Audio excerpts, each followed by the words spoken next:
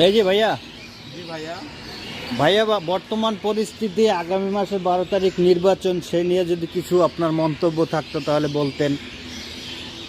ভাই, আপনি যে প্রশ্নটা করেছেন বর্তমান প্রেক্ষাপটে এভাবে প্রকাশ্যে কথা বলাটা খুবই খারাপ, কারণ মানুষ নেগেটিভ নেবে, পজিটিভ নেবে। তার মধ্যেও আমি বলতে চাই সত্য কথাটা, জি।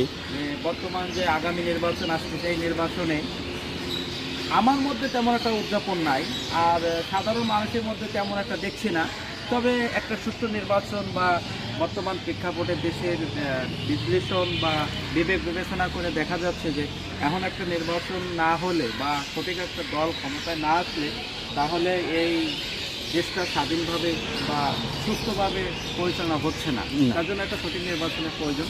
আর এখানে 2017 ঢাকা গুলশানে যে নির্বাচন হচ্ছে সেই নির্বাচনে আমি মনে করি যে সুষ্ঠু নির্বাচন হবে এবং সুষ্ঠু নির্বাচন হওয়া উচিত। প্রত্যেকটা মানুষের, প্রত্যেকটা দলের পক্ষ থেকে সবাই সবাইকে সহযোগিতা করা উচিত।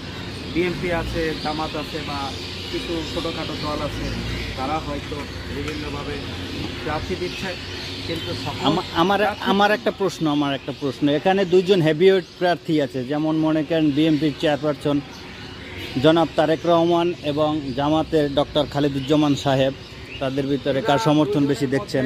আমি মনে করি যে, আমার পার্সোনালি মনে করি যে তারেক রহমান একটা দলের প্রধান হিসেবে তারই এই জায়গাটা খুবই সবাই মেনে নেবে বা সবাই তাকে ভোট দেবে। আর বর্তমান জামাতের যে আছে উনি একজন ভালো ব্যক্তি, ডক্টর, তাকেও মানুষ ভালো বলে, কিন্তু সে যে তার সাথে টিকবে আমি মনে করি। ওকে, ধন্যবাদ আপনার থ্যাংক ইউ মূল্যবান মন্তব্য করার জন্য।